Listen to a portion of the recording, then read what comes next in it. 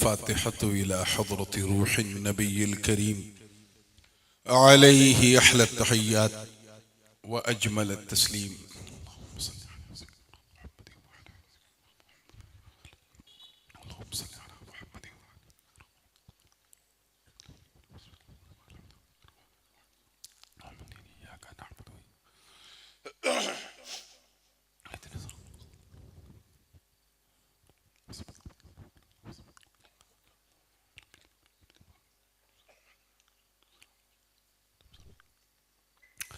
لي خمسة أطفي بها حر الوباء الحاتمة، المصطفى والمرتضى وابنهما والفاطمة.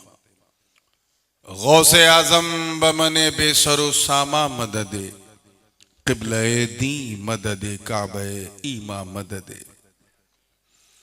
मुईनुद्दीन हसन आलम पना है, बसुए माँ गरीबा यक निगाहे।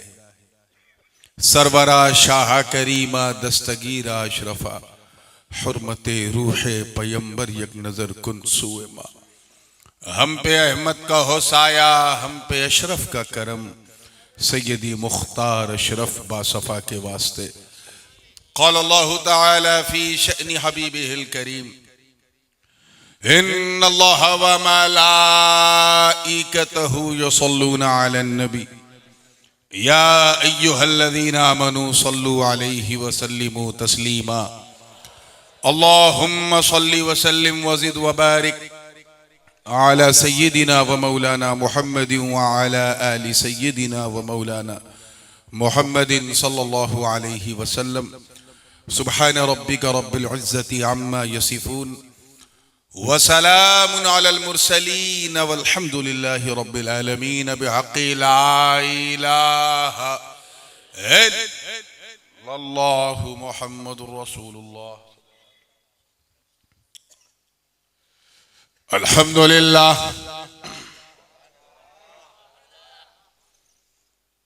अल्हम्दुलिल्लाहि रब्बिल मशरिक़ैन व रब्बिल मग़रिबैन।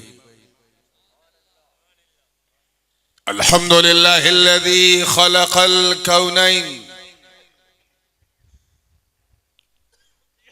वस्सलातु वस्सलामु अला सय्यिदिना व मौलाना व मअवाना व मलजअना व ज़ुख़रिना व फ़ख़्रिना व नबिय्यिना व रसूलिना व हबीबिना व महबूबिना व क़ाइदिना व क़ुदवतिना व करीमिना व रहीमिना व शफ़ीइना यौमल अरज़ि अलल्लाह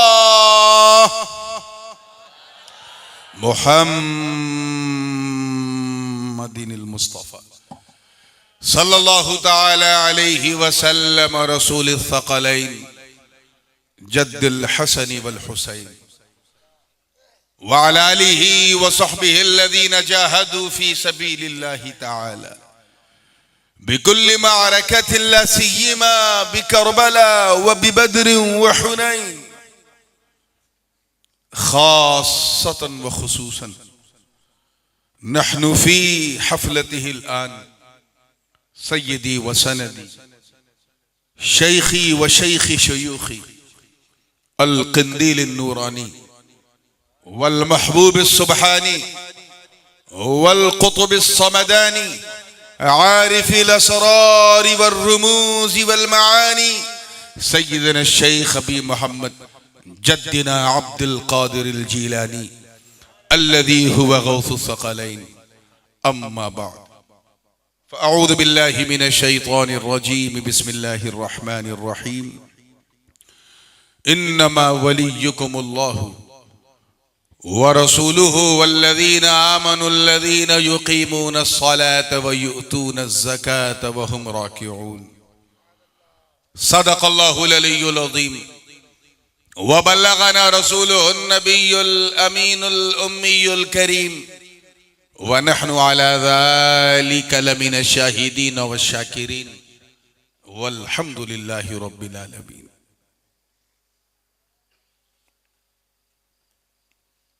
सबसे पहले जब इन दोनों सोफों पे कोई बैठा नहीं है तो बड़े प्यार से 4-5 वॉलेंटियर उठे। ज्यादा हंगामा मचाने की जरूरत नहीं, सिर्फ 3-4 उठे और इन दोनों को यहां से हटा दें और उलमा किराम रूबरू आ जाएं, ताकि मैं उन्हें देखूं वो मुझे देखें, मैं उन्हें सुनूं वो मुझे सुने। ये हटा दो।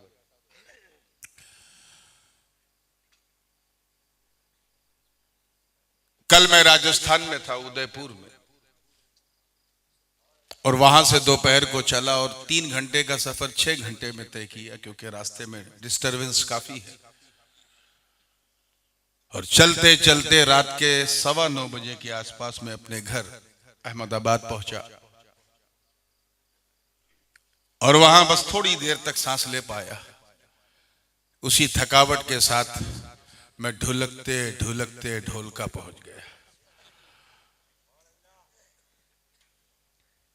मगर इत्मीनान की बात मेरे लिए आज ये है कि ठंडे इलाके से गर्म माहौल में आया हूं।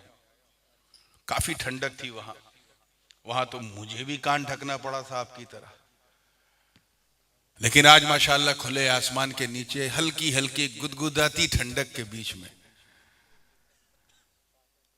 एक अच्छा एनवायरनमेंट। अब आ जाइए, आप ही लोगों के लिए तो हटवाया है। और जितना आगे आ जाए, जितना आप आगे आएंगे उतनी मैं कम गर्दन घुमा पाऊंगा। तो आइए इस इंतहाई पुरबहार जी वकार बज़्म सरकार में, जो इरफानी भी है, रूहानी भी है, टॉप टू बॉटम नूरानी भी है, बज़्म गौसे जीलानी भी है, इस बज़्म पाक में मिंबरे नूर पे जलवा अफरोज इंतहाई बावकार उलमाए किराम, सादाते एज़ाम, खुलफाए हुजूर शेखुल इस्लाम, शोराए इस्लाम, हुफ़ाज़े किराम, आसपास के अइम्मा एज़ाम और दूर और नजदीक से आकर इस ठंडे मौसम में पूरी गर्मी के साथ बैठी सुन्नी आवाम और एक गोशे में बैठकर मोहब्बत से सुनने वाली हमारी ख़वातीन इस्लाम, अस्सलामु अलैकुम व रहमतुल्लाहि व बरकातुहू। मैं जानता हूं कि रात काफी हो गई है और बिरादर गिरामी गाजी इस्लाम हजरत अल्लामा सैयद सलमान अशरफ अल अशरफी उल जीलानी के खिताब के बाद मैं समझता हूं बात भी काफी हो गई है और मुझे ऐसा लग रहा है कि नात भी काफी हो गई है, लेकिन फिर भी एक ताजा तरीन कलाम जो मैंने अपने जद्दे करीम हुजूर पीरे पीरा मीरे मीरा शाह जीला, किंदील नूरानी, महबूब सुबहानी, कुतुब समदानी, शाहबाज़ लामकानी सैयदना शेख अब्दुल कादिर जीलानी रज़ियल्लाहु ताला अन्हु की बारगाह में बिल्कुल ताजा अल्लाहुम्मा सल्ली अला सैयदना जद्दिल हसन वल हुसैन वाला ले सैयदना जद्दिल हसन वल हुसैन सलातु व सलामन अलैका या रसूलुल्लाह सल्लल्लाहु अलैहि वसल्लम। बड़ी जल्दी थी बापू आपको।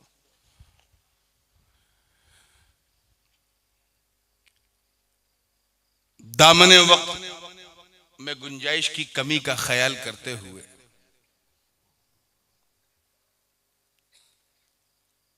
हजरत सलमान मियां साहब क़िबला ने अपनी गुफ्तगू को जहां छोड़ा है, इस हवा के झोंके में, इस ठंडक में अगर आपने मेरा साथ दिया तो जहां से छोड़ा है इंशाअल्लाह सिलसिला वहीं से मैं छेड़ दूंगा और फिर रात होगी, मेरी बात होगी, रात ढलती रहेगी, उनकी बात चलती रहेगी। मैं जानता हूं आप लोग ठंडक के आदी नहीं हैं और मामूली सी हवा चलती है तो आप नाग भाव, वाकई सुल्ताना, डाकू सब बन जाते हैं। हालांकि ये 2 महीने की बड़ी अजीम नेमत हमें मिलती है दिसंबर और जनवरी के नाम पे। हमारे यहाँ तो 5 महीना ठंडक पड़ती है, लेकिन यहां जो 2 महीना पड़ती है बड़ी गनीमत है, बाद में फिर 10 महीना पसीना ही पसीना है। तो अल्लाह का शुक्र अदा करते हुए इस मौसम का, क्योंकि जन्नत में गर्म हवा नहीं ठंडी ही हवा चलेगी, तो अभी से आदत डालना शुरू करो। मैंने एक इंतहाई मशहूर और मारूफ आयत करीमा की तिलावत का शरफ हासिल किया। इरशाद रब्बानी, इन्नमा जुजी नेस्त, निसंदेह, विदाउट ए डाउट, यानी एब्सोल्युटली, एग्जैक्टली, परफेक्टली, अनडाउटेडली, यह बात बिल्कुल तय है, इन्नमा, कि अल्लाह तुम्हारा वली है। ये तो सुना है ना कि ये अल्लाह के वली है, जानते हो? जरा सा ये सुनो, अल्लाह तुम्हारा वली है, उसका रसूल भी तुम्हारा वली है, और वो ईमान वाले भी तुम्हारे वली हैं जो नमाज कायम करते हैं, ज़कात अदा करते हैं और हर हाल में अपने मौला की बारगाह में झुके हुए होते हैं।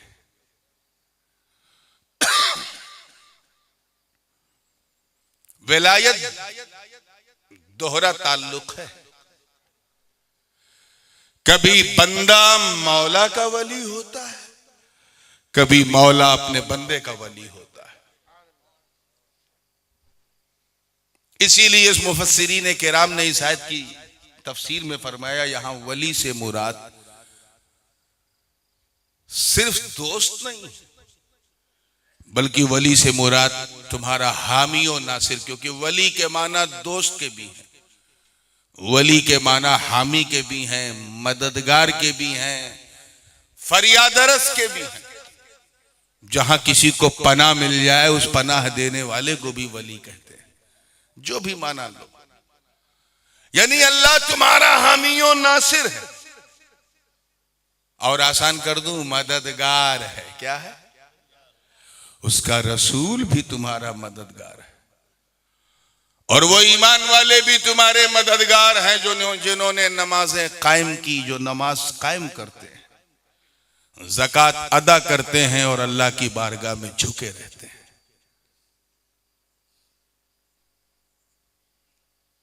मतलब बिल्कुल क्लियर है कि सहीहुल अकीदा मुसलमान वही है, कुरान की रोशनी में जो ये तस्लीम कर ले कि अल्लाह भी हमारा मददगार, रसूलुल्लाह भी हमारे मददगार, वलीउल्लाह भी हमारे मददगार। और अगर कोई एक को कम करे, जैसा कि एक मुनज़्ज़म जमात लगी हुई है, मुझे पूरा यकीन है कि इस तरह की आयत को जब पढ़ते होंगे तो आंख पे पट्टी बांध लेते होंगे, क्योंकि उनका मोटिव तो ये है कि सिर्फ अल्लाह ही हमारा मददगार है, वही हमारा हामी और नासिर है।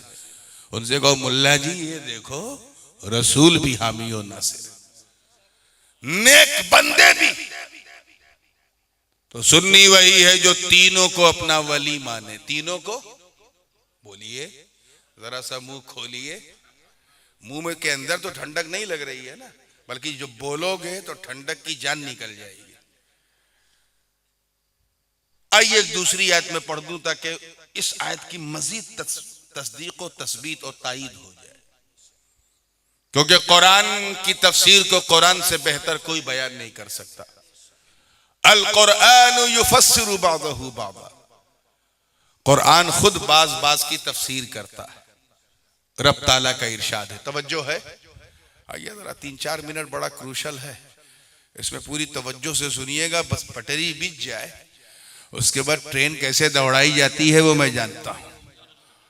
तो हाँ, जरा मूड वगैरह। दूसरी आयत सुनिए ताकि यकीन हो जाए कि ये सिर्फ एक ही जगह नहीं कहा गया है।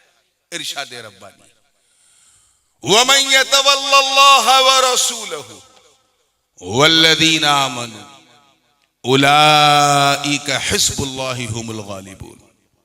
रब ताला इरशाद फरमाता है कुरान मजीद में कि वो बंदा जो अल्लाह को अपना वली जाने, अल्लाह को अपना वली, यतवल्लल्लाह व रसूलहू, और उसके रसूल को भी अपना वली जाने, वल्लज़ीना आमनू, और उन्हें भी अपना वली जाने जो ईमान ले आए।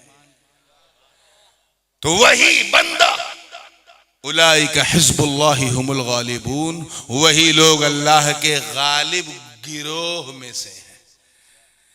गिरोह समझे, ग्रुप में से, अल्लाह ही के ग्रुप में है वो जो अल्लाह को अपना वली जाने, उसके रसूल को अपना वली जाने, और रसूल के प्यारे उम्मती को अपना वली जाने। वही अल्लाह के गिरोह में, उसके गालिब गिरोह में। मतलब अगर कोई अल्लाह को अपना मददगार माने और रसूल को ना माने, या रसूल को माने लेकिन वली को ना माने, गौस को ना माने, ख्वाजा को ना माने, झगड़ा मत करना, समझ जाना कि अल्लाह के गिरोह से बाहर है। क्या है? एकदम बिल्कुल ठंडक लग रही है क्या? अल्लाह के, आप तो अंदर है ना, तो बोलिए जरा सा, अल्लाह के गिरोह से वो बंदा। तो अब अगर कोई कहे अल्लाह हमारा मददगार है, नबी भी है, लेकिन वली तो बिल्कुल नहीं, झगड़े करने की जरूरत नहीं, समझ जाना ये ग्रुप ही में नहीं है। यहां उन बंदों से कहा जा रहा है कि अल्लाह तुम्हारा वली है जो उनके गिरोह का नहीं, मौला के गिरोह का है।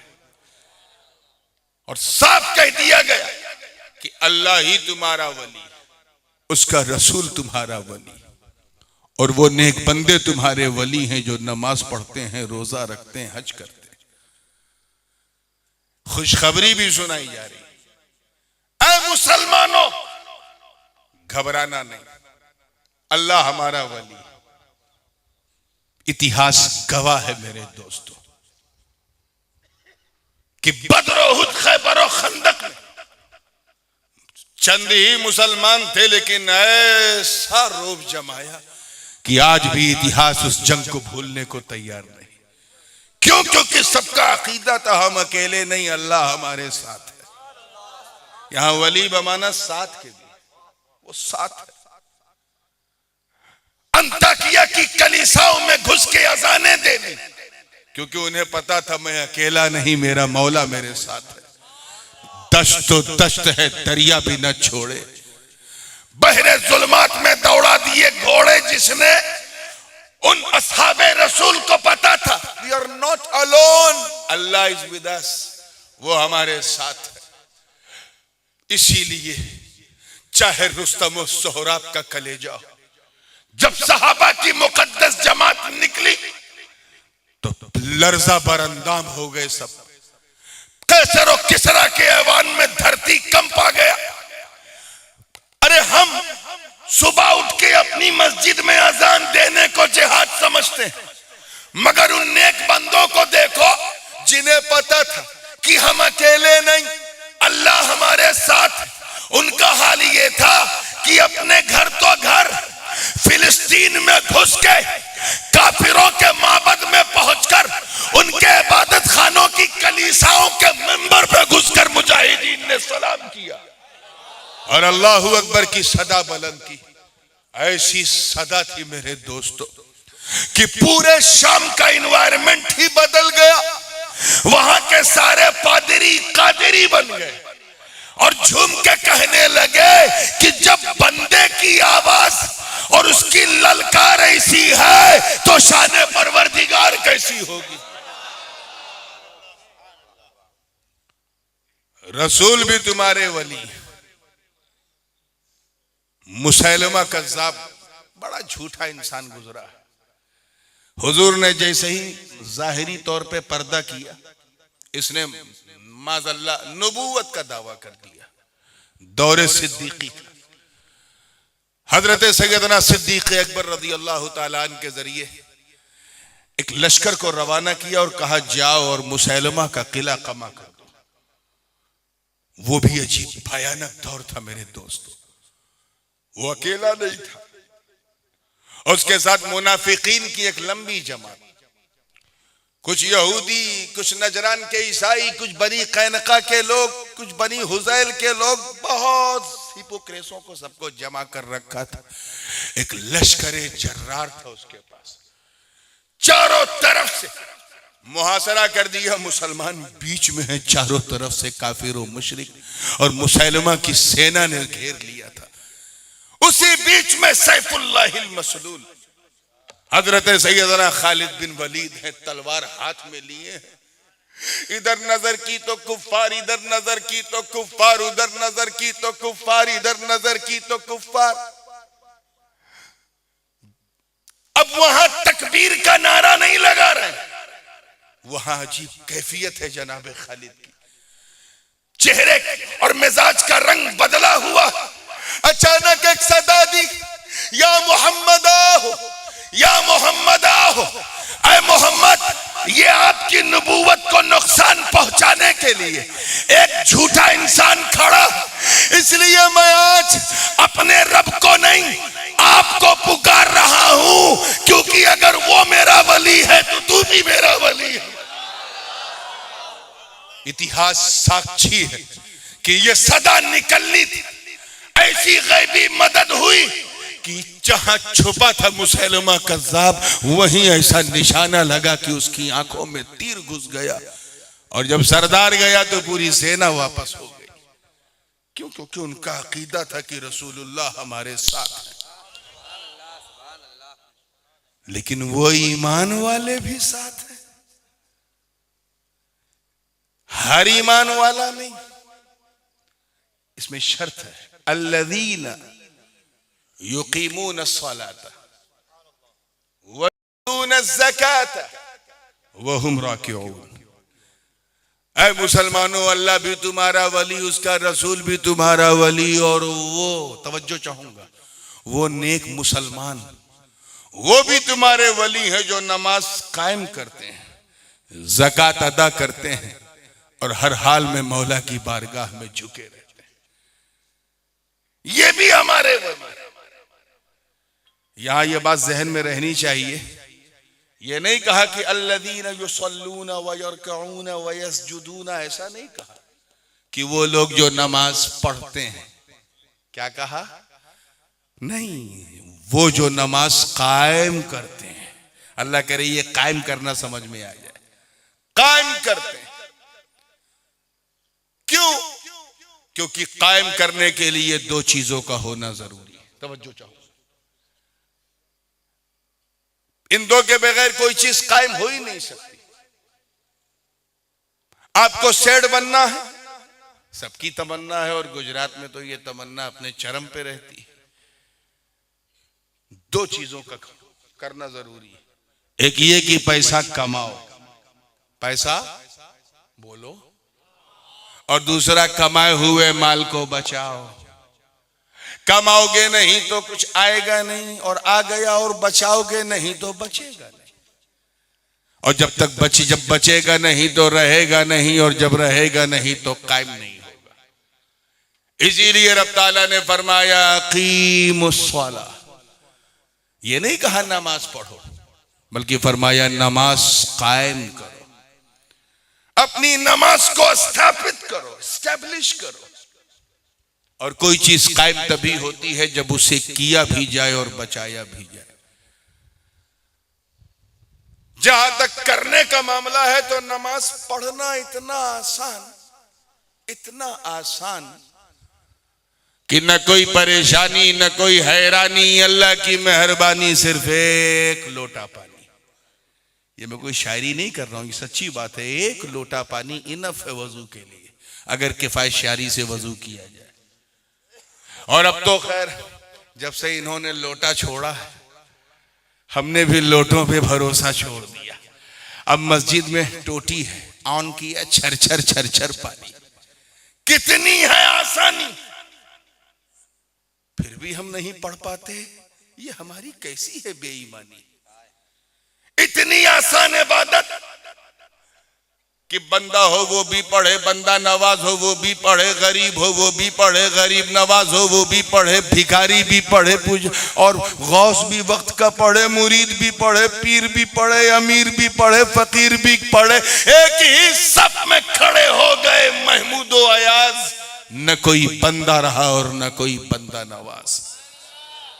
इतनी आसान इबादत, एक पैसे का इन्वेस्टमेंट नहीं। हज में तो अच्छा खासा हो जाता है, अगर सरकारी हुआ तब भी 3-4 के आसपास, और गैर सरकारी तो उसकी हद ही मत पूछो, 5 भी हो सकता है, 8 भी हो सकता है, 10 भी हो सकता है। इन्वेस्टमेंट है। ज़कात तो इन्वेस्टमेंट का दूसरा नाम ही, उसमें टैक्स देना। और रोजे में भी तो इन्वेस्टमेंट है, भजिए का इन्वेस्टमेंट, पकौड़ी का इन्वेस्टमेंट, चने का इन्वेस्टमेंट, सब है ना। लेकिन नमाज मेरे दोस्तों इतनी आसान इबादत कि भिखारी भी पढ़े, ताजदारी वाला भी पढ़े, आराम से खड़े होके पढ़ो, कोई इन्वेस्टमेंट नहीं। खड़े होके नहीं पढ़ पा रहे, रुकू नहीं हो पाता, बैकबोन में प्रॉब्लम है, कोई बात नहीं, बैठ के नमाज पढ़ लो, हो जाएगी। बैठ के भी नहीं पढ़ पा रहे, सजदा नहीं हो पाता, कमर दुख रही है, घुटने में जान खत्म हो गई है, कोई बात नहीं, लेट के नमाज पढ़ लो, हो जाएगी। हमें लेट के भी नहीं पढ़ पा रहे, हाथ पैर हिल नहीं रहा, पैरालाइज हो चुका है, कोई बात नहीं, पलकों की जुम्बिश से सजदे कर लो। आप देखें जरा कि आपकी परेशानी बढ़ी, अल्लाह की तरफ से आसानी बढ़ी। अब तो फैसला कर लो कि इंशाअल्लाह पढ़ेंगे, जोर से कहो। कोई एहसान नहीं करोगे पढ़ के, जैसे खाना खाते हैं उससे कई करोड़ गुना ज्यादा नमाज पढ़ना जरूरी है। क्योंकि खाना कब तक खाओगे, 70-80 साल जब तक जिंदा हो, खत्म किस्सा। नमाज तो यहां भी काम आ रही है, वहां भी काम आ रही है। एक वली की बारगाह में फैसला कर रहे हो और दुआ के साथ कि बस सरकार आप नजर फरमा दें, हम दीन के गाजी बन जाएं, सच्चे नमाजी बन जाएं। तवज्जो चाहूंगा जिंदगी के साथ। इतनी आसान इबादत, अब इससे बड़ी मिसाल तो मैं दे ही नहीं सकता कि हुजूर का सबसे खतरनाक छुपा हुआ दुश्मन अब्दुल्ला इब्ने उबय, उसे भी नमाज पढ़ना आता था। वो ज़कात वकात नहीं देता था, तो इनकार करने वालों में था। हज पता नहीं किया नहीं किया, रोजे का पता नहीं, बाथरूम में पानी पी ले क्या जाने, लेकिन दिखा दिखा के नमाज पढ़ता था। फजर वो पढ़ता था, जोहर वो पढ़ता था, असर वो पढ़ता था, मगरिब वो पढ़ता था, इशा वो पढ़ता था, और अगर झांक रहा है कोई तो तहज्जुद भी पढ़ता था। इतना बड़ा मुनाफिक था। उसी की नमाज को देख के मेरे आका ने फरमाया था एक बार की कयामत के से पहले एक जमात जन्म लेगी, इसी के सुल्ब से पैदा होगी, जो इतनी नमाज पढ़ेगी कि उनकी नमाजों को देख के तुम अपनी नमाजों को कम समझोगे। ये कुरान पढ़ेंगे लेकिन हलक के नीचे नहीं उतरेगा। नमाज पढ़ना आता था, तवज्जो चाहूंगा आगे से लेके पीछे तक, लेकिन नमाज को बचाया कैसे जाए, ये चैलेंज था। बचाया कैसे जाए, इसके लिए मेरे आका ने बदर उहुद, खैबर और खंदक में परचम इस्लाम लहरा के समझाया। नमाज पढ़ना तो इतना आसान कि मुनकिरीने ज़कात को भी आता था, मगर नमाज को बचाया कैसे जाए, सिद्दीक़ अकबर के किरदार ने हमें समझाया। नमाज पढ़ना तो इतना आसान कि बलवाइयों और सबाइयों को भी आता था, मगर नमाज को बचाया कैसे जाए, फारूक आजम और उस्मान इब्ने अफ़्फ़ान के बहते हुए रक्त ने हमें समझाया। नमाज पढ़ना तो इतना आसान कि खारजियों को भी आता था, मगर नमाज को बचाया कैसे जाए, अली शेरे खुदा मुश्किल कुशा ने हमें समझाया। अरे नमाज पढ़ना तो यजीदी भेड़ियों को भी आता था, मगर नमाज को बचाया कैसे जाए, अपने जीवन की आखिरी नमाज पढ़ते हुए सैयदा के लाल इमाम हुसैन ने हमें समझाया।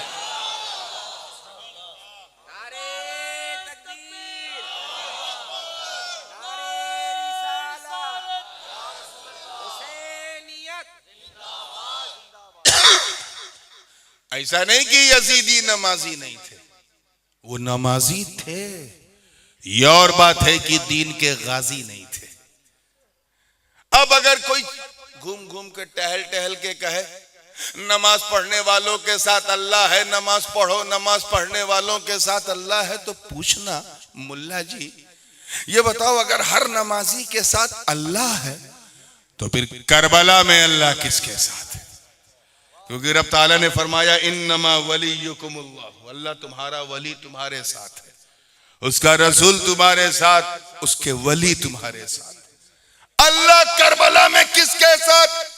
अगर तुम कहो नमाजियों के साथ तो नमाज दोनों तरफ, सजदे वालों के साथ तो वो दोनों तरफ, रुकू वालों के साथ तो वो दोनों तरफ, क़याम वालों के साथ तो वो दोनों तरफ, सजदे वालों के साथ तो वो दोनों तरफ। उधर खाते पीते यजीदी नमाज पढ़ रहा है, इधर भूखे प्यासे हुसैनी नमाज पढ़ रहा है, उधर भी हय्या अलस सला, इधर भी हय्या अलस सला। अल्लाह किसकी तरफ? तो इसका जवाब मैं क्या दूंगा, तुम क्या दोगे? कुरान की आयत ने फैसला कर दिया, इन्नल्लाह मअस्साबिरीन। ऐ बंदो, ये क्यों देख रहे हो कि करबला में अल्लाह किसके साथ? अरे ये देखो कि करबला में सब्र किसके साथ? सुन, सब्र हुसैन के साथ, हुसैन अपने खुदा के साथ।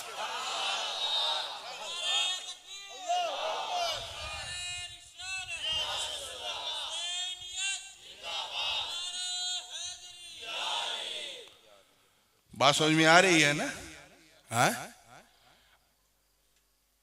नमाज पढ़ना इतना आसान, मैं ये बता रहा था कि राफिजियों को भी आता था, खारजियों को भी आता था, नासबियों को भी आता था, कदरियों, जबरियों, जहमियों, मोतज़िलियों को भी आता था। लेकिन मेरे दोस्तों, नमाज को बचाया कैसे जाए, इसके लिए मेरे गौसे आजम ने गैलान छोड़ दिया और बगदाद को अपने मुस्तफा का मदीना बना दिया। बचाया कैसे जाए, इसके लिए गरीब नवाज ने अजमेर के बंजर को अपना संजर बना दिया। बचाया कैसे जाए, इसके लिए मखदूम अशरफ ने सल्तनत सिमनान को लात मार कर किछोचे को अपना सिमनान बना दिया। तो पढ़ना और है बचाना, नमाज पढ़ना तो इन्हें भी आता है।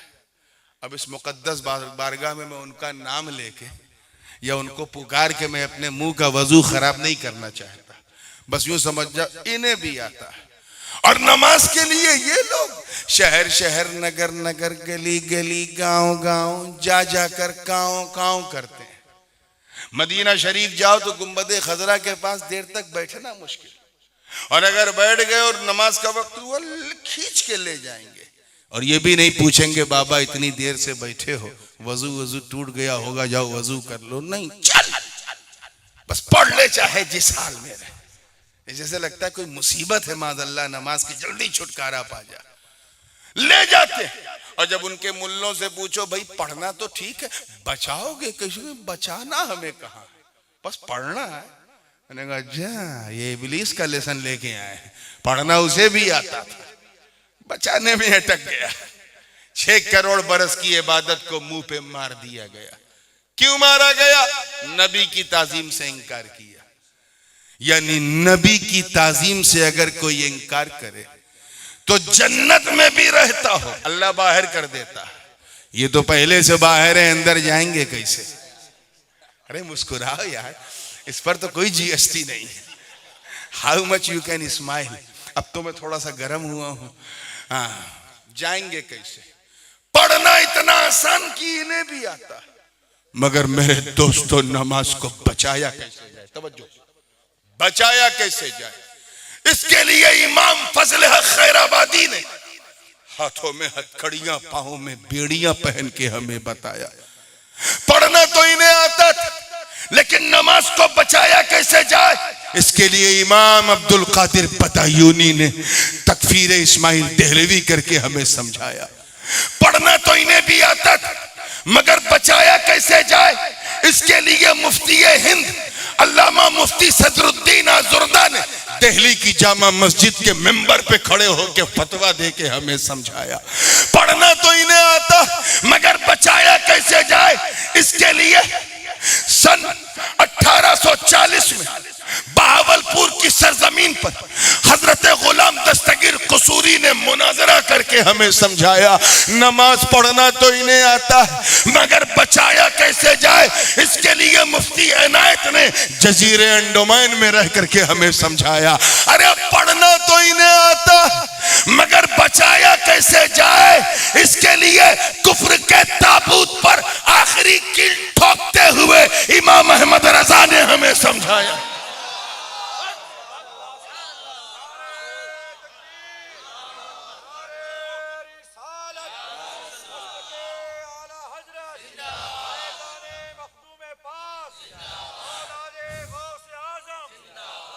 मैंने 5 ऐसे बड़े बड़े अकाबिर का नाम लिया आला हजरत से पहले, जो आला हजरत के भी आला हजरत थे, जिनके बारे में आला हजरत ने फरमाया, पर ये सच है कि या तो वो आंख कहां, पहले आंखें दिला मुहिब्बे रसूल। वो मुहिब्बे रसूल अब्दुल कादिर बदायूनी, जिनकी दरसगाह का तिलमीज बनना आला हजरत की जिंदगी की मेराज। सुन्नियों, अपना हाफिजा अच्छा रखो, 100% बात पे वाह वाह किया करो, ठीक है ना। कुफ्र के ताबूत पे मेरे रजा ने आखिरी कील ठोका, लेकिन ये फिक्रे रजा जिसमें अब्दुल कादिर बदायूनी का रंग, फजल खैराबादी की तरंग, सदरुद्दीन आजुर्दा के फतवे की उमंग, गौसो ख्वाजा की करामात का संग, मखदूम अशरफ जहांगीर समनानियों के मेहरबानियों की तरंग जिसके अंदर मौजूद, वो फिक्रे इमाम अहमद रजा बड़ी कीमती की नमाज बचाई कैसे जाए, वो तो बरेली ही में थी। क्यों? क्योंकि आला हजरत सारी जिंदगी फतवा नवीसी ही में रहे। इतनी मसरूफ लाइफ मैंने अपने वालिद हुजूर गाजी मिल्लत से, उन्होंने अपने वालिद हुजूर मुहद्दिस आजम से सुना कि आला हजरत ने फरमाया कि मैं सुबह से दोपहर तक फतवे का जवाब, उसके बाद कैलूला, फिर इन बदबख्तों को जवाब देना, उसके बाद फिर असर बाद शायरी करना, फिर मगरिब के बाद कुछ मामूलात, फिर इशा के बाद मुताला। ये मसरूफ लाइफ, सारी जिंदगी ट्रेवल ही नहीं किया, न किसी वाह की ख्वाहिश, न किसी आह का गम। मैं तो उस गोशे तन्हाई का रहने वाला कि जहां चंद किताबें हैं दवात और कलम। ये जिंदगी थी आला हजरत की। 7 या 8 सफर अगर आप सवाने आला हजरत पढ़े होंगे, 7-8 या हो सकता है काका और ज्यादा हो। 2 बार आला हजरत बंबई गए, हज करने गए तो बंबई देखा, एक बार वाया कलकत्ता गए हज करने तो कलकत्ता देखा, 2 बार दिल्ली गए और एक बार मारहरा, एक बार बदायूं और एक बार मौलाना अब्दुल सलाम जबलपुरी रहमतुल्लाह अलैह की दावत पर जबलपुर तशरीफ ले गए। यानी 7-8 सफर। ये फिक्र इमाम अहमद रजा बरेली की 4 दीवारी में गूंज रही थी कि नमाज को बचाया कैसे जाए, how to protect each and everybody's नमाज।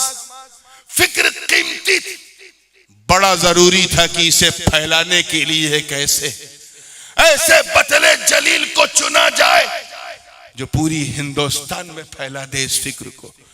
चुनांचे आला हजरत ही के दरसगाह के एक हमनशीन, उनके अफकार का फितरी जानशीन, उनके मसलक की चलती फिरती पावर मशीन, एक ऐसे मर्द आहन को चुना गया जिसकी आंखों में मुस्तफा का नूर, जिसमें अली का खून, फातिमा का दूध, गौसे आजम का डीएनए, गरीब नवाज की गुलामी का पट्टा और मखदूम अशरफ का ताजे सुल्तानी सर पर रखकर हामिले फिक्रे रजा बनकर, वो फिक्र जो बरेली ही में महदूद थी उसे कश्मीर से लेके कन्याकुमारी तक, बंगाल की खाड़ी से लेके काबुल की पहाड़ी तक फैला दिया। दुनिया पुकार उठी कि बरेली में आला हजरत का कलम चल रहा था और पूरे भारत में मुहद्दिस आजम का कदम चल रहा था।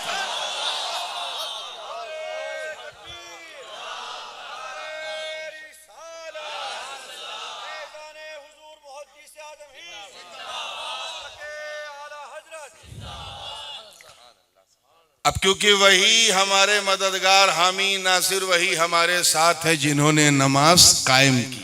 जिन्होंने, बोलिए, अब मुंह में तो ठंडक नहीं लग रही है, नमाज कायम कान में लग रही मालूम है, उसको दिख भी रहा है। पता नहीं आप लोग यूपी जाओगे तो क्या हाल होगा, लेकिन खैर मुंह में नहीं लग रही। नमाज कायम की तो ये जानना आपके लिए जरूरी है कि नहीं कि नमाज होती कैसे है, बचती कैसे है। दादा का तबर्रुक पोता नहीं देगा तो कौन देगा? हाँ, तो तैयार हो। ये जानना इसलिए भी जरूरी था कि जब हम फज्र से नमाज शुरू करें इंशाअल्लाह, तो सिर्फ पढ़ने के लिए नहीं, उसे बचाने के लिए भी। पक्की बात है ना? सुनना चाहते हो सब लोग? तवज्जो चाहूंगा तो सुनो। ये फिक्र इमाम अहमद रजा बवास्ते मुहद्दिस आजम आपको दे रहा हूं। कि नमाज होती कैसे है, बचती कैसे। अच्छा ये बताइए किबला किधर है? ये है ना, इधर मस्जिद भी इधर ही है तो किबला भी इधर ही है, यानी सरकार का चेहरा भी इधर ही है। हाय हाय, सुभान अल्लाह सुभान अल्लाह। अब तवज्जो के साथ देखिएगा, अगर मैं इधर मुंह करके नमाज पढ़ूं होगी पूरब, इधर उत्तर होगी, इधर पूरब में होगी, दक्षिण में होगी, इधर ही मुंह करना पड़ेगा। यानी इस्तिकबाले किबला नमाज की शर्त अव्वल है वजू के बाद। अब जुमला दे रहा हूं, पसंद आ जाए तो दुआ देना, तवज्जो रहे कि जब चेहरा काबतुल्लाह की तरफ हो तब नमाज होती है और दिल रसूलुल्लाह की तरफ हो तब नमाज बचती है। तो अपने चेहरे को काबे की तरफ कर, दिल को काबे की तरफ कर, इंशाअल्लाह नमाज होती भी रहेगी, बचती भी रहेगी, और जब होगी और बचेगी तो इंशाअल्लाह कायम भी हो जाएगी, और जब कायम हो जाएगी तो अकीमुस्सलाह पे अमल भी हो जाएगा। तो गैरू नत्थू खैरू का दामन मत पकड़, उसका पकड़ जो नमाज पढ़ते नहीं कायम करते हैं, वो भी तुम्हारे वली हैं। तवज्जो चाहो, वो भी तुम्हारे वली। जो ज़कात से छुटकारा नहीं पाते, ज़कात अदा करते हैं, वो तुम्हारे वली हैं। अकड़ के नहीं चलते, लिबास तो उनका फाखिरा होता है लेकिन झुक के चलते हैं, वही तुम्हारे वली, वही तुम्हारे औलिया। औलिया की भी कई शाने हैं मेरे दोस्तों, कई पहचाने हैं। आप लोग तो चेहरा दुल्हन की तरह ऐसा छुपाए हो, शर्म भी आ रही मुझे देख, लेकिन चलिए खैर चलता है। गुजरात के लिए ये मौसम एक नेमत नहीं है, जहमत है। आइए तीन, बस इसी पर मैं आगे बढ़ता चला जाऊंगा, और जितना आप बर्दाश्त कर लोगे उतना मैं सुना दूंगा। तैयार हैं ना आप लोग? विलायत के तीन अलग अलग दर्जे। एक है विलायत कसबिया, यानी कसबी विलायत। वो विलायत जो बंदा अपनी मशक्कत, अपने परिश्रम, अपनी कठोरता और अपने मुजाहदात और रियाजात के जरिए हासिल करता है। ऐसे वली के लिए यह जरूरी नहीं कि वो आसमान में उड़े तभी वली है, या दरिया पे चले तभी वली है। शोभदाबाज भी करामत दिखा देते हैं। 50-60 साल पहले हमारे यहाँ के जोशे में एक जोगी आया था, वो हवा में उड़ने लगा था, लोग पगला गए देख के। किसी अहले नजर की नजर पड़ी तो हवा में उड़ना तो छोड़ो, जमीन पे चलना वो भूल गया। तो अगर कोई उड़ उड़ के दिखाए और कहे मैं वली हूं, हाथ में इसमें 6 अंगूठी, पांच इसमें बांध के 70 माला गले में लटका के कहे कि मैं तो मक्के में नमाज पढ़ता हूं, मदीने में पढ़ता हूं, तो कहना बाबा फिर खाना भी मक्के जाके खाया करो, यहां दस्तरखान पे क्यों खाते हो? ऐसे शोभदाबाजों से बचने की जरूरत है। वली वो है जो अल्लाह से डरता है, नमाज कायम करता, हक और रियाजत के साथ जीता, और पहले वो बंदा होता है, फिर वो दिन आता है मौला उसे बंदा नवाज बना देता। अभी आपने खशियत के हवाले से सुना ना सलमान मियां से कि खशियत क्या है, मौला का खौफ कैसा होना चाहिए, किस अंदाज का होना चाहिए, किस तरीके का होना चाहिए।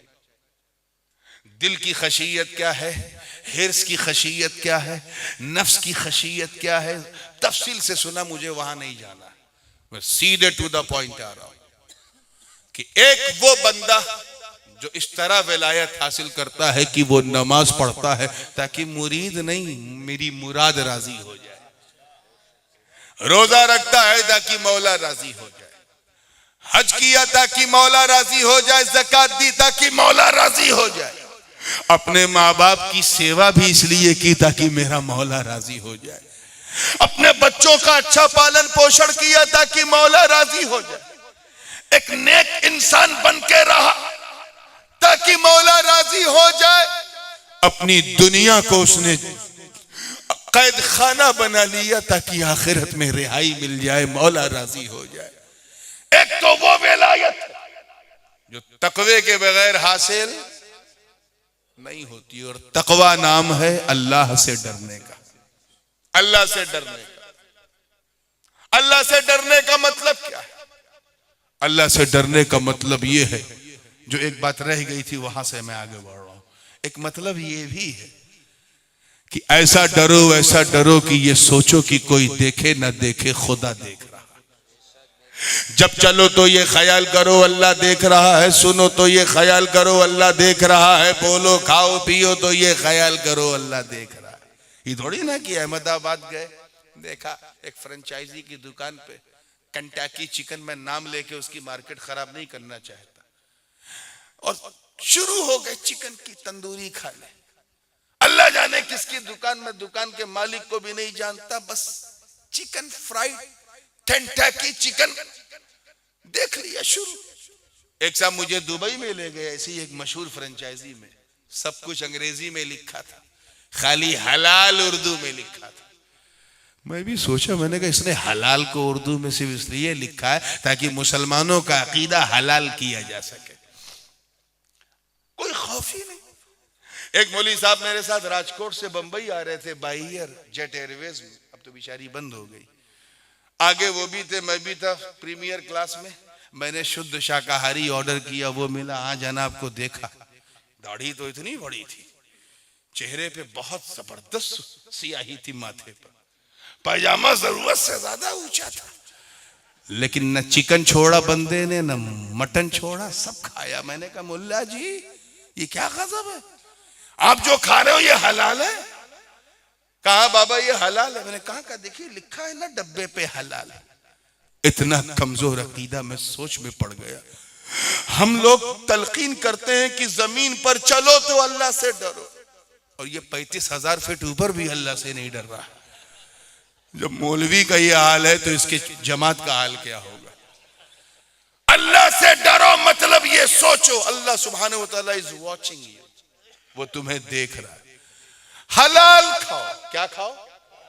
हलाल खाओगे तो बच्चे भी इंशाअल्लाह हलाली पैदा होंगे, और हराम खाओगे तो क्या होंगे बताने की जरूरत नहीं। हलाल हलाल खाओ। ये औलिया अल्लाह कहीं आसमान से नहीं आए थे, इनके भी बाबा दादा थे, इनकी भी माँ थी, ये भी दुनिया में जन्म लिए, मगर इनमें कोई गजाली बन गया, कोई बेलाली बन गया, कोई ओवैसे करनी बन गया, कोई गौसे आजम, कोई गरीब नवाज। क्यों? बिकॉज दे एट हलाल, दे लुक एट हलाल, दे फेल्ट हलाल। उन्होंने हलाल सोचा भी, हलाल देखा भी, हलाल खाया भी, हलाल पिया भी। ऐसे हलाली थे मेरे दोस्त। ये ख्याल करके जिंदगी गुजारना शुरू कर दो कि बस अल्लाह देख रहा है। अल्लाह जोर से बोलो, देख रहा है। बस ये ख्याल कर लो वो देख रहा है। देख तेरा दिल कैसा अल्लाह से डरना शुरू करेगा। तू हराम चीज को छुएगा भी नहीं, अल्लाह देख रहा है। हराम चीज देखेगा नहीं, अल्लाह देख रहा है। हराम चीज खाएगा नहीं, अल्लाह देख रहा है। हराम बात करेगा नहीं, अल्लाह देख रहा है। ऐ कौमे मुस्लिम, मेरे अजीजों, अगर तुमने अपनी जिंदगी को इस रंग में रंग लिया कि बस, तवज्जो रहे, बस मुझे अल्लाह देख रहा, अल्लाह देख रहा, तो एक दिन वो भी आएगा कि तेरा दिल बोलेगा हाँ वो मुझे देख रहा है, मैं उसे देख रहा हूं। वो मुझे देख रहा है मतलब मैं बंदा हूं। मैं देखने लगा यानी बंदा नवाज। वो देख रहा है यानी वो मेरा वली। मैं देखने लगा यानी मैं उसका वली।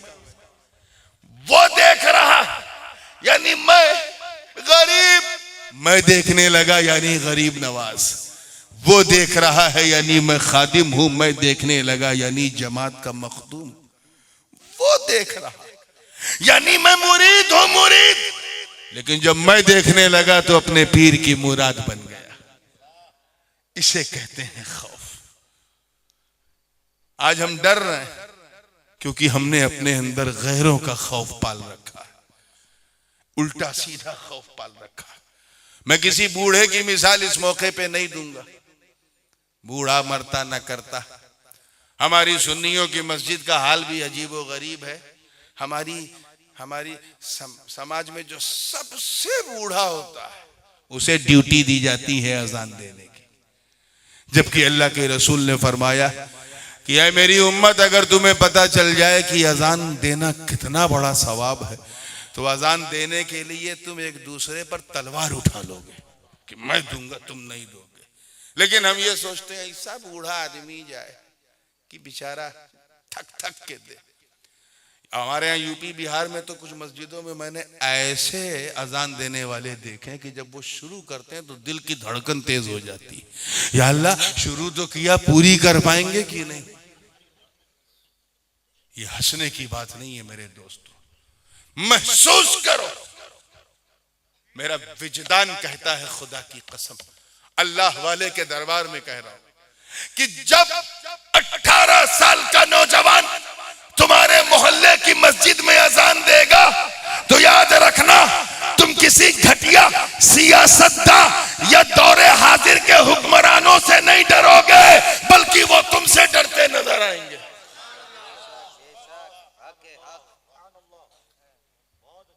इसलिए मैं किसी बूढ़े की मिसाल नहीं दूंगा, वो तो झक मार के नमाज भी पढ़ रहा है कि मालूम है आखिरी टाइम है, सब कुछ आखिरी है, जल्दी जल्दी निपटा ले, पता नहीं कब फ्यूज हो जाए, आंख कब दिल बंद हो जाए, पढ़ो पढ़ो। वो तो मैं जवान की मिसाल देता हूं।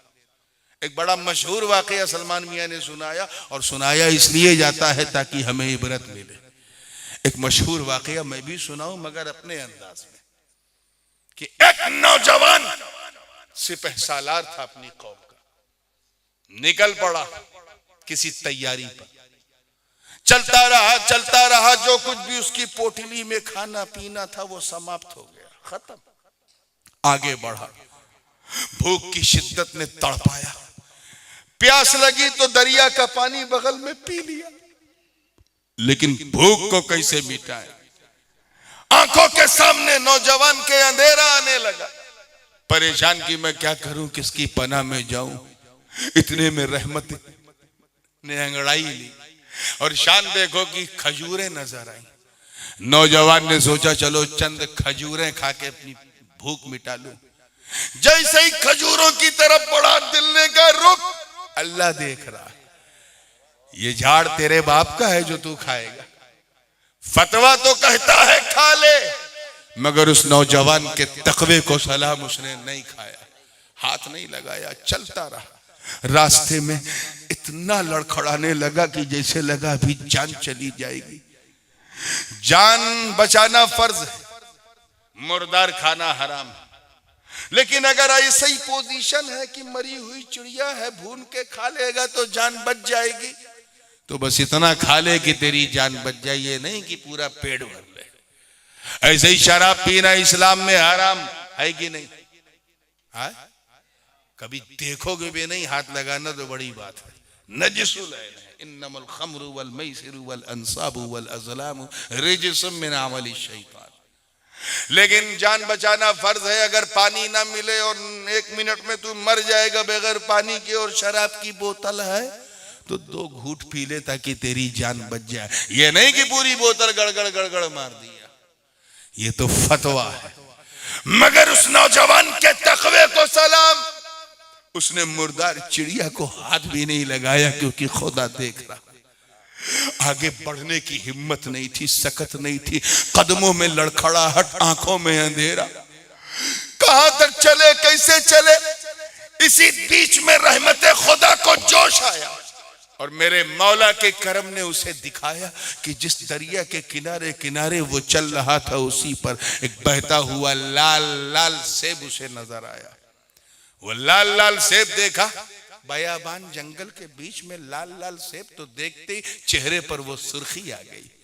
अल्लाह का शुक्र अदा किया, उठाया धोया, न देखा आओ न देखा ताओ, खा लिया। खाया तो जिस्म को राहत मिली, मैदे को सुकून मिला, और जैसे ही सुकून मिला वैसे ही दिमाग की बत्ती जली।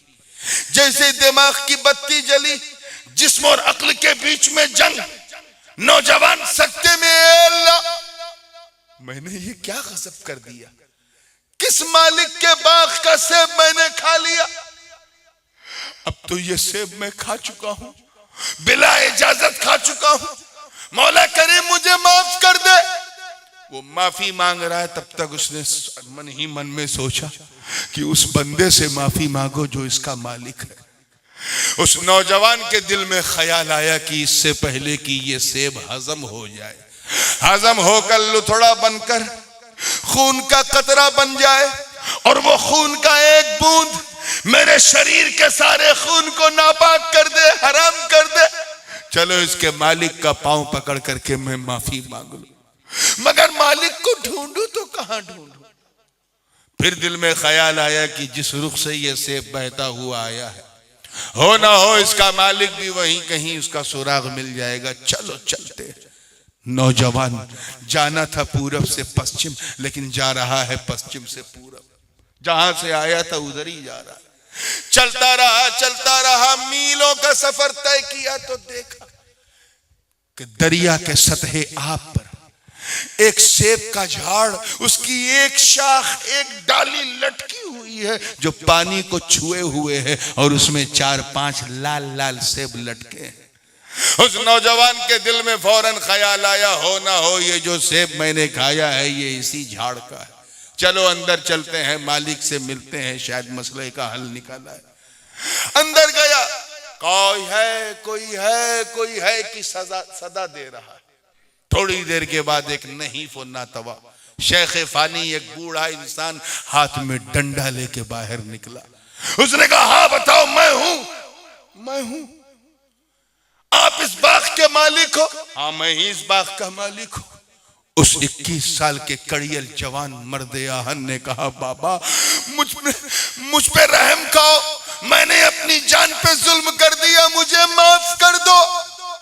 उस शेख ने कहा, क्या किया बेटा तूने जो माफी मांग रहा? कहा, बाबा मैंने आपके बाग का एक सेब खा लिया। अब मेरे बाग का? यहां तो कोई आया नहीं, कोई गया नहीं, जब तू नहीं आया तो खाया कहां? कहा, यहां नहीं खाया।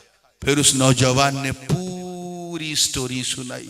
मैं भूख से परेशान था, सेब दिखा, जान निकल रही थी, खा लिया। फिर अकल ने कहा यह गजब हो गया। फिर मैं उसी रुख पे आता रहा जिधर से सेब आया। मैंने सोचा कि यह खून का कतरा बन जाए, उससे पहले इसके मालिक से मिलके माफी मांग लूं। देखते देखते सतहे आप पर चंद सेब नजर आए। दिल में ख्याल आया यही सेब रहा होगा। मैं अंदर आया, आप दिखे, इसलिए मैं समझ गया जो सेब मैंने खाया है उस बाग के मालिक आप हो। इससे पहले कि ये खून का कतरा बन जाए, बाबा माफ कर दो। अजीजा ने मिल्लत इतना कहना था, तब तक उस शेख का माथा ठनका। 21 साल की जवानी में अल्लाह का इतना डर, ऐसा तकवा कि ना करदा गुनाह के लिए माफी मांग रहा है। फतवा तो कहता था कि खा ले, लेकिन इसका तकवा ऐसा कि माफी मांगने आया। ऐसा लगा जैसे उस शेख की उम्मीद का चिराग सामने जगमगा रहा। ऐसा लगा जैसे मुद्दतों बाद उसकी दुआ की कबूलियत बाबे इजाबत को दस्तक दे रही है। ऐसा लगा जैसे उसके सपने उसके सामने खड़े हो। ऐसा लगा जैसे उसकी मुराद उसके मौला ने पूरी करके सामने भेज दी हो। उस शेख ने एक्टिंग करते हुए कहा, ठीक है गुनाह तो तूने बहुत बड़ा किया है, लेकिन इतनी आसानी से मैं तुझे नहीं माफ करूंगा। नौजवान ने कहा, बाबा जो कहो मैं करने को तैयार हूं, लेकिन मुझे पहले माफ करो। कहा मेरी एक शर्त है। कहा मुझे मंजूर है। कहा सुन तो ले। कहा जो भी शर्त हो, झाड़ू कहो तो लगाऊं, कपड़ा कहो तो धोऊं, बर्तन कहो तो धोऊं, गुलाम बन के रहूं, शर्त बोलो। कहा ये सब कुछ नहीं, मेरी शर्त ये है कि तुझे मेरी छोकरी से शादी करनी पड़ेगी। आज का नौजवान होता ये फेसबुक व्हाट्सएप वाला, तो कहता है बाबा मैं माफी मांगने आया हूं, तेरा जमाई बनने नहीं आया। मगर उस मेरे दोस्तों उस नौजवान के तकवे को सलाम। उसने कहा, बाबा वादा करो कि अगर मैं तेरी छोकरी से शादी कर लूं, हाँ कह दूं, तो तू मुझे अभी माफ कर देगा। कहा मैं वादा करता हूं।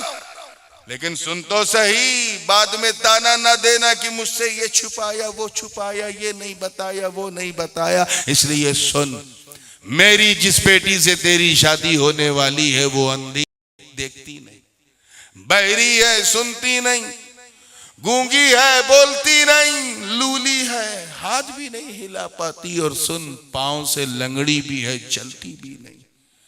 आज का ये बाइकर फेसबुक वाला नौजवान होता तो कहता, ए अल्लाह, ये मॉडल तूने मेरे लिए बचाए रखा था, जो अंधी भी हो, बहरी भी हो, गूंगी भी हो। क्या मैं इतना बुरा हूं?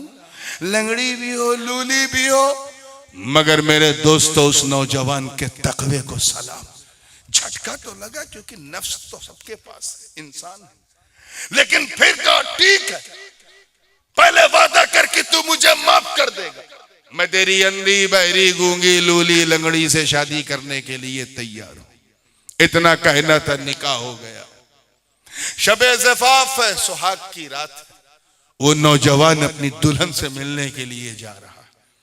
दरवाजे पे पहुंचा तो दिल में ख्याल आया कि ये तो गूंगी है, बहरी है, न सुनेगी, न बोलेगी, न कुछ कहेगी, न महसूस करेगी। लेकिन सलाम करना तो मेरे आका की सुन्नत है। मैं अपना काम कर लूं, सलाम कर लूं, वो चाहे जवाब दे न दे, समझे न समझे, दस्तक दी तो एक आहट महसूस की। दरवाजा खुला, सलाम किया तो देखता क्या कि ना वहां कोई अंधी, न कोई बहरी, न कोई गूंगी, न कोई लंगड़ी, न कोई लूली, बल्कि एक ऐसी महजबी, ऐसी हसीनो जमील खातून, जैसे लगे जन्नती हूरों ने अपने मखसूस हाथों से सजाया हो। सलाम का जवाब दिया उस खातून ने। आज का छोकरा होता तो कहता, लगता मेरी बीवी किसी और कमरे में है, मैं गलत कमरे में आ गया, चलो पहले यहां टाइम पास करूं फिर वहां जाता। मगर उस नौजवान के तकवे को सलाम। ये मंजर देखा तो फौरन भागा और उस शेख को पकड़ा, दामन नहीं, सीधे कॉलर पकड़ा और कहे, बाबा सच बता, तेरी मुझसे दुश्मनी क्या है? मैंने तेरा क्या बिगाड़ा? क्या हुआ? क्या तूने कहा था तेरी बेटी अंधी है, लंगड़ी है, लूली है, बहरी है? ये तो इतनी खूबसूरत है कि जन्नती हूरें भी शर्मा जाए। ये तो खड़ी है पांव पे, इसका हाथ हिल रहा है, मुंह से बोल रही है, सलाम सुन रही। ये किसी और लड़की के पास तूने मुझे क्यों भेजा? एक गुनाह किया था सेब खाकर, तो लंगड़ी, लूली, अंधी, बहरी से शादी करना पड़ा। अगर ये दूसरा गुनाह मुझसे हो जाता तो मैं तो कहीं मुंह दिखाने लायक भी न रहता। चल मुझे ले चल उस कमरे में जहां मेरी अंधी, बहरी, गूंगी, लूली, लंगड़ी, मेरी बीवी, मेरी शरीके हयात, मेरी अर्धांगिनी मेरा इंतजार कर रही है। इतना कहना था, तब तक उस शेख फानी ने, उस बूढ़े इंसान ने, यानी हजरत अब्दुल्ला सोमाई रहमतुल्लाह अलैह ने, उस नौजवान यानी अबू सालेह मूसा जंगी दोस्त की पीठ पे हाथ रखा और कहा, बेटा यही तेरी बीवी है, यही मेरी बेटी है। मैंने देखा कि जब तू एक नाकर्दा गुनाह की तौबा के लिए इतना परेशान था, तो तेरा तकवा देखकर मैं समझ गया इस बेटी के लिए तुझसे बेहतर कोई नहीं होगा। मैंने इसे अंधी इसलिए कहा क्योंकि पूरे जीवन में इसने हराम चीज देखी नहीं। इसे गूंगी इसलिए कहा क्योंकि सारे जीवन में ये हराम बात बोली नहीं। इसे बहरी इसलिए कहा क्योंकि इसने हराम चीजों को सुना नहीं। इसे मैंने लूली इसलिए कहा क्योंकि इसने हराम चीज को छुआ नहीं। और लंगड़ी इसलिए कहा क्योंकि इसका कदम कभी हराम की तरफ बढ़ा नहीं। ऐ नौजवान, तेरे तकवे को सलाम। जब मैंने तेरा ऐसा तकवा देखा तो मैं समझ गया कि मेरी इस बेमिसाल बेटी के लिए तुझ जैसा बेमिसाल जमाई हो ही नहीं सकता। तो अजीजा ने मिल्लत, जब हजरत अबू सालेह मूसा जंगी दोस्त, वो 21 साल का नौजवान, जब ऐसा बाप हो और सैयदा तैयबा ताहिरा उम्मुल खैर जब जब ऐसी माँ हो, अरे जब इन दो अनमोल रत्नों का मिलन होता है, मिलन, तब जाके गौसे आजम का जन्म होता है, जन्म।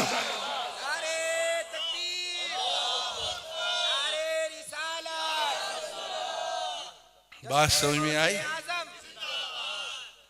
ये है। और फिर वो गौस, ऐसा गौस कि वो विलायत कसबिया से गौस नहीं बना, वो विलायत फितरिया पे गौस बना।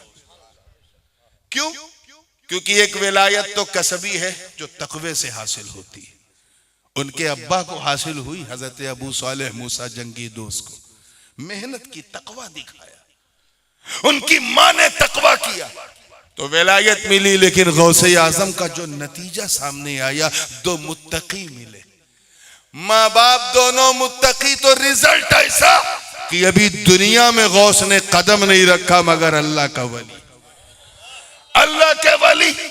आंख खोली तो कुछ खा नहीं रहे, लोग समझ गए रमजान चल रहा है, मेरा अब्दुल कादिर रोजा रख रहा है। निकले तो निकलता सूरज उन्हें सलाम करे। बचपन ऐसा कि गुजरे और नाना अब्दुल्ला सोमई दौड़ाए और कब्रिस्तान से गुजर के कहें भागो भागो मुर्दो, नाना आ रहा है, तो एक दो नहीं पूरा कब्रिस्तान खाली हो जाए। अरे जब मेरे गौस का बचपन ऐसा है तो इनका बचपन कैसा होगा? इसीलिए मेरे दोस्तों, एक होती है विलायत कसबिया जो मेहनत और मशक्कत से हासिल है, एक होती है विलायत वहबिया जो अल्लाह की अता से, विदाउट एनी एफर्ट। बंदे ने कोई एफर्ट नहीं किया लेकिन अल्लाह ने उसे अपना वली बना दिया। बहुत सारे औलिया अल्लाह मजाजीब हैं, सालिकीन है, अल्लाह ने अपना वली बना दिया। बंदे ने एफर्ट नहीं किया, अल्लाह ने वली बना लिया, पसंद कर लिया। और एक विलायत होती है विलायत फितरिया कि वो बंदा फितरी वली, यानी अभी शिकम अबवान में भी नहीं, अभी उसकी रूह मलाए आला में है, लेकिन अल्लाह का वली। और उन्हीं औलिया में से एक कुतुब ज़मा का नाम गौसे आजम है, जो कसबी नहीं, वहबी नहीं, बल्कि फितरी वली। ऐसा वली कि एक दिन वो भी आया कि बरजस्ता कह दिया, मुरीदी ला तखफ अल्लाह रब्बी अतानी रिफातन निलतुल मनाली, मेरे मुरीद घबराओ मत, मेरा रब, मेरा अल्लाह, उसने मुझे इतनी बुलंदी दी है कि अगर तेरे गुनाह तुझे जहन्नम की तरफ खींचेंगे तो अब्दुल कादिर की निस्बत का हाथ निकाल के बाहर कर देगा। बात समझ में आ रही है ना? तो अल्लाह से डरो ताकि अल्लाह के बन के रहो। आज मेरा उन्वान तकवे पे ज्यादा नहीं है, इसीलिए रब ताला ने फरमाया, जब एक तो ये है कि अल्लाह हमारा वली, क्या है? पीछे वाले बोलो क्या है? ठंडक लग रही है, बस बहुत जल्दी फिनिश हो रहा। और जब अल्लाह तुम्हारा वली है और तुमने ये महसूस कर लिया कि कोई हो ना हो अल्लाह हमारा वली है, तो चलते चलते वो दौर भी आता है कि तू खुद अपने अल्लाह का वली बन जाता है। और जब अल्लाह का वली बनता है तो अल्लाह खुद उसका तारुफ यूं कराता है, अला इन्ना औलिया अल्लाह ला खौफुन अलैहिम वला हुम यहज़नून, खबरदार, होशियार, सावधान, अल्लाह के वलियों को ना कोई खौफ है, न कोई हुज़्नो मलाल है, न कोई रंज है, न कोई पैनिक है, न कोई डिजास्टर है। आप कहेंगे नूरानी ये क्या है? आप बोल रहे थे कि ये लोग अल्लाह से बहुत डरते हैं, और फिर आपने आज सुना है कि अल्लाह के वलियों किसी से नहीं डरते, ये मामला क्या है? तो जवाब दे दे, ये सबसे नहीं, सिर्फ अपने रब से डरते हैं। इस आयत में ला खौफुन अलैहिम है, ला खौफुन लहुम नहीं है। उनके लिए खौफ ऐसा नहीं, उन पर किसी का खौफ नहीं है, यानी वो रब के सिवा किसी से नहीं डरते, और रब से तो इतना डरते हैं कि सुबह शाम उसकी तस्बीह बयान करते हैं। हजरत ख्वाजा उवैस जंगल में इबादत कर रहे थे, बकरियां सुकून से घास खा रही थी और एक भेड़िया गर्दन घुमा घुमा के उनकी बकरियों की रक्षा कर रहा था। भेड़िया रक्षा बकरियों की। शेर होता मैं यकीन कर लेता, क्योंकि शेर अगर खा पी ले तो मुंह नहीं लगाता किसी को, बड़ा गैरतमंद जानवर है। और ये मैं सुनी सुनाई बात नहीं, ये मेरा जाती तजर्बा है कि अगर शेर खा पी ले तो you can walk with the lion, आप शेर के साथ टहल घूम सकते हैं। ये और बात है कि टहलने के लिए भी जरा शेर दिल चाहिए, हमाशुमा की वो नहीं। जंगल के सर्कस के शेर के साथ तो एक रिंग मास्टर होता है और तू बगैर उसके टहलेगा। लेकिन गैरतमंद है, खा ले तो नो डेंजर। लेकिन भेड़िया ऐसा जानवर है कि अगर गर्दन तक खा ले, सांस लेने की गुंजाइश नहीं है, और सामने बकरी दिख जाए तो नोचेगा जरूर, चाहे खाए ना। और यहाँ हजरत ख्वाजा उवैस करनी रजी अल्लाह ताला ने इबादत कर रहा है। बकरियां सुकून से घास खा रही, भेड़िया गर्दन घुमा घुमा के बकरियों की हिफाजत कर रहा है। एक राहगीर का गुजर हुआ, ऐसा अद्भुत अकल्पनीय मंजर देखा तो रहा नहीं गया। पूछा, बाबा, तवज्जो चाहूंगा, बाबा इस भेड़िए से आपको डर नहीं लगता? कहा, तू मेरी बात करता है, मेरी बकरियों को भी इससे डर नहीं लगता। नहीं लगता। कहा, वो क्यों? कहा, पहले मैं डरता था, अब नहीं डरता। सुन, जब तक मैं अल्लाह से नहीं डरता था, इस भेड़िए से डरता था। जब से मैं अल्लाह से डरने लगा, ये भेड़िया मुझसे डरने लगा। तो अगर तुम चाहते हो कि तुम्हारे समाज में छुपा हुआ कोई भेड़िया जिसने तुम्हारा नरसंहार किया वो तुमसे डरना शुरू करे, तो तुम्हें बंदूक उठाने की जरूरत नहीं, तुम्हें तलवार चलाने की जरूरत नहीं, आतंकवादी बनने की जरूरत नहीं, कोई अमानवीय कार्य करने की जरूरत नहीं, कोई अनसोशल वर्क करने की जरूरत नहीं। अगर तुम खुदा के दुश्मनों को डराना चाहते हो तो बस अल्लाह से डरना शुरू करो। तुम अल्लाह से डरोगे, अल्लाह के दुश्मन तुमसे डरते नजर आएंगे। Last but not the least, बात पूरी हो ही नहीं पा रही है अभी, तो मैं इस आयत ही की तफसीर में खुल के नहीं आ पाया। मैं इसी में लग गया कि जहां से हजरत ने छोड़ा तो वही छोड़ दूं, लेकिन फिर कभी आऊंगा तो इस आयत को बयान करके आगे बढ़ूंगा। बस एक बात कह के बात को मैं एकदम फिनिशिंग मूव की तरफ ले जा रहा हूं, ताकि सलाम पढ़ते वक्त कम से कम कान खुला रहे। है ना, तैयार है? ये फाइनल टच है और दिल में बैठ जाए तो समझो बैठे बैठे आज है। अल्लाह करे हर दिल वाले के हवाले हो जाए। ये है तकवा मेरे दोस्तों। अब रहा सवाल ये कि अल्लाह के वली वो है जिन पर कोई खौफ नहीं, कोई डर नहीं। तो याद रखना, ला खौफुन अलैहिम वला हुम यहज़नून है। यहज़नून हुज़्न है, यानी गम। क्या है? ना उन पे कोई खौफ है ना गम। खौफ हमेशा आगे होने वाले अंदेशों से होता है। जैसे बहुत से लोगों को खौफ है कि क्या होगा, एनआरसी हो जाएगी तो क्या होगा, सीएबी बिल पास हो गया अब क्या होगा। कुछ नहीं होगा, जहां गरीब नवाज है वहीं गरीब है। मौत आए तो दरे पाके नबी पर सैयद, वरना थोड़ी सी जमी हो शहे सिमना के करीब। कुछ नहीं हो, लेकिन एक अंदेशा है। इसी अंदेशे को क्या कहते हैं? खौफ। इसी को हिंदी में कहते हैं भय। इसी को कहते हैं स्कैटिंग, डरना। और हुस्न, गम आगे होने वाले अंदेशों से नहीं होता, गम जो हो चुका उससे होता है। 370 हो गया, इस बात का किसी को गम। सीएबी बिल पास हो गया, इस बात का गम। तो गम होता है पिछली चीजों पर, खौफ होता है अगली चीजों से। रब ताला यही तो फरमा रहा है, ये मेरे बंदे ये सिर्फ मुझसे डरते हैं, गैरों का तो ना ये खौफ रखते हैं ना उनका गम रखते हैं। न इन्हें इस बात का खौफ है कि दुनिया में क्या होने होगा, और न इस बात का उन्हें डर है कि उन्होंने क्या क्या छोड़ दिया। वो डर और खौफ के एहसासात से बरी होकर उनकी आंखों से हिजाबात के सारे पर्दे ऐसे उठा दिए जाते हैं।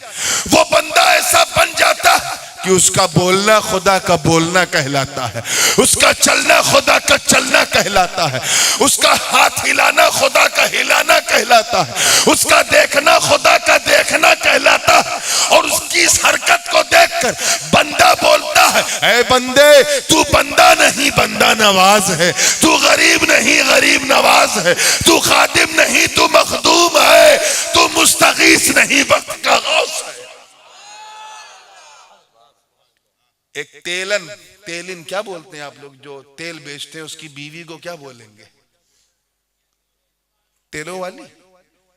हमारे यहाँ उर्दू में तेलिन, राजस्थान मारवाड़ी में तेलन, पता नहीं यहाँ क्या बोलते हैं, रोटी का बेलन या जो भी कहें। एक तेलन ने या तेलिन ने हजरत ख्वाजा बायजीद बुस्तामी रजी अल्लाह ताला अन्हु, कौन बायजीद बुस्तामी? जो हजरत बदिउद्दीन जिंदा शाह मदार के पीरो मुर्शिद, सिलसिले नक्शबंदिया, तैफूरिया, मदारिया, तीनों सिलसिलों के बानी बदिउद्दीन जिंदा शाह मदार के पीर हजरत बायजीद बुस्तामी। उनसे एक तेलिन ने पूछा, बाबा ये बताओ आपकी दाढ़ी अच्छी है या मेरे बैल की दुम? आपकी दाढ़ी ज्यादा खूबसूरत है या मेरे बैल की दुम? ईमानदारी से बताओ, सुन के तुम्हारा क्या हाल होगा? कहोगे दुम तो बाद में, पहले दुम। कहा मेरी दाढ़ी, कहा तेरे बैल की दुम? गुस्सा आएगा कि नहीं? सुन के बोलो। मगर ख्वाजा बायजीद बुस्तामी की शफकतों को सलाम, उनके खशियत मौला को सलाम। फरमाते तेलिन सुन, अगर मेरा खात्मा बिल खैर ना हुआ, मेरी मौत इस्लाम पर अगर मादल्ला नहीं हुई, तो मेरी दाढ़ी से अच्छी तेरे बैल की दुम है, तेरे बैल की दुम है। लेकिन सुन, अगर मेरा खात्मा कलमा इस्लाम पे हो गया, तो इज्जत रब्बे काबा की कसम, तेरे बैल की दुम से अच्छी मेरी दाढ़ी। इसे कहते हैं खशियत मौला, इसे कहते हैं खौफ। और जब बंदा इस नतीजे पर पहुंच जाता है, तो उसका हाल ये होता है कि युहिब्बुहुम व युहिब्बूनहु, फिर अल्लाह उनसे प्यार करता है और वो बंदे, वो औलिया अपने मौला से प्यार करते हैं। यानी पहले महबूब बनते हैं, फिर मुहिब बनते हैं। फिर कभी आपने तफसीली तौर पे याद किया तो ये महबूबियत के पर्दे उठाऊंगा कि अल्लाह के वली दो तरह के होते हैं। एक वो जो अल्लाह से प्यार करते हैं, और दूसरे वो जिनसे अल्लाह प्यार करता है। इस फलसफे को और फिर उनका दामन पकड़ने से मिलता क्या है, इंशाअल्लाह ताला आइंदा आपको कान वन ना ढकना पड़े तो वॉलंटियर लोग ध्यान रखेंगे। नेक्स्ट टाइम जब कभी ऐसे मौसम में जलसा करो तो एक शामियाना लगा दिया करो, क्योंकि शामियाना नहीं, खुर्शीद क़यामत के लिए काली कमली के सिवा, चादरे इतरत के सिवा। वाखिर दावाना अनिल हम्दुलिल्लाह रब्बिल आलमीन। अस्सलाम वालेकुम, मैं आदिल कादरी। इस साल ईद मिलाद पर अपने लिए टोपिया, शॉल और नालन पाक adilqadri.com से खरीदें। अस्सलाम वालेकुम।